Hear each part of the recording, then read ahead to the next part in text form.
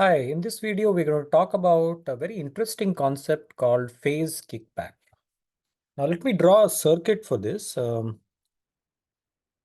we have a 2-qubit circuit over here.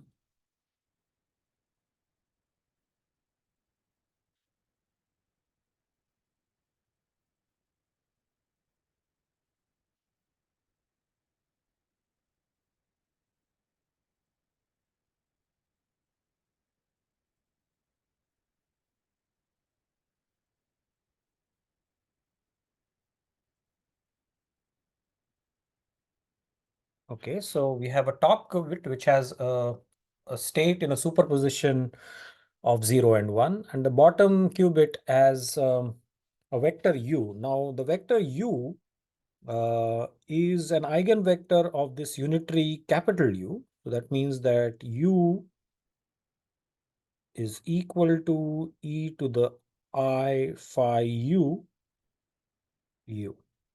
right? Since U is a unitary operator, the eigenvalues are of the form e to the I phi, right? So they are lie on the unit circle of the complex plane. So let's assume that the phase associated with this eigenvector u is e to the I phi u. So e to the I phi u is an eigenvalue of the unitary u with eigenvector ket u. Okay, so now let's sort of analyze this circuit a little bit. So the initial state is, let me call that phi 0. The initial state is 0 plus 1 over square root of 2 tensor u. Then there is a control u operation. So what happens after the control u? So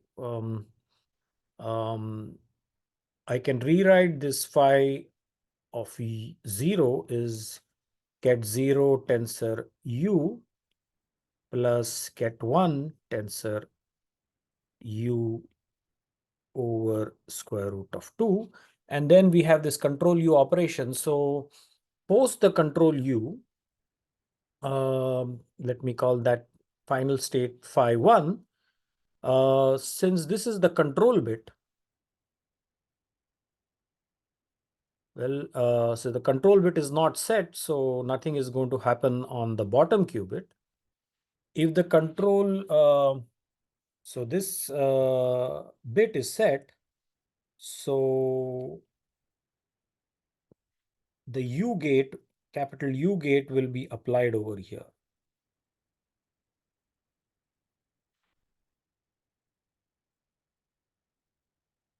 Right? And then we will use the fact that little u, the ket u is an eigenvector of capital U. So this will be plus 1 tensor e to the I phi u at u over square root of 2. And then I can rewrite this phi 1 as I can take this is common, right? So I can write this as ket u and 0 plus e to the I phi u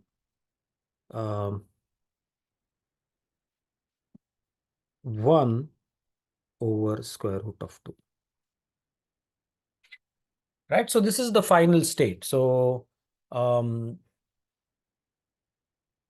final state over here is u is on the bottom qubit and 0 plus e to the I phi u 1 over square root of 2 is in the top qubit.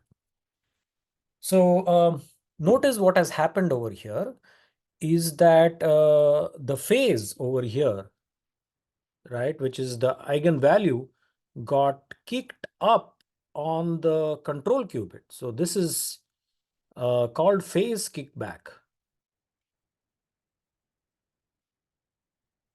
Right, the top qubit is the control qubit, and the bottom qubit is the target qubit. Yet, in this sort of situation where we have ket u as the eigenvector of the unitary capital U, the phase got kicked from the target qubit to the control qubit. And this is a very important feature of quantum computation, which we'll use later in algorithms such as phase estimation. Let me give a concrete example. So we have, let's say, we have now instead of U, we'll have the control NOT gate. So let's look at this situation.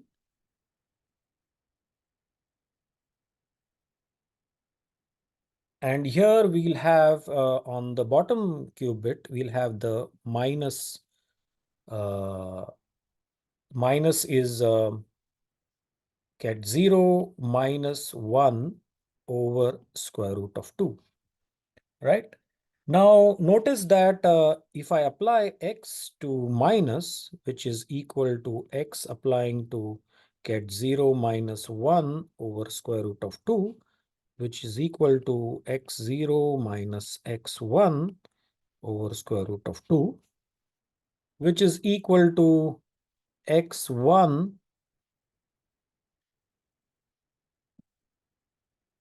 minus x0 over square root of 2, which is minus 1 into minus. So x applied to minus 1 ket minus 1 state is minus 1 into ket minus 1. So minus 1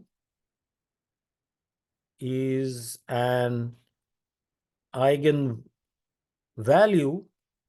of the x gate with eigenvector minus, right? So what happens over here is that, if I apply, go through the circuit, then the phase over here, so what we'll get according to the previous explanation is that if I apply this phi 0 is 0 plus 1 over square root of 2 tensor minus, right, which is equal to 0 minus plus 1 minus over square root of 2. And then if I apply the control x gate, phi 1, so this is phi 0 x gate, control x, the x gate, then it becomes ket 0 minus, and then we get minus 1, right, into 1 tensor minus 1 ket minus over square root of 2, which is equal to 0 minus 1 over square root of 2 tensor minus. So this phase, which is a negative minus 1, gets kicked on the control qubit. So you get over here 0 minus 1 over square root of 2 ket minus.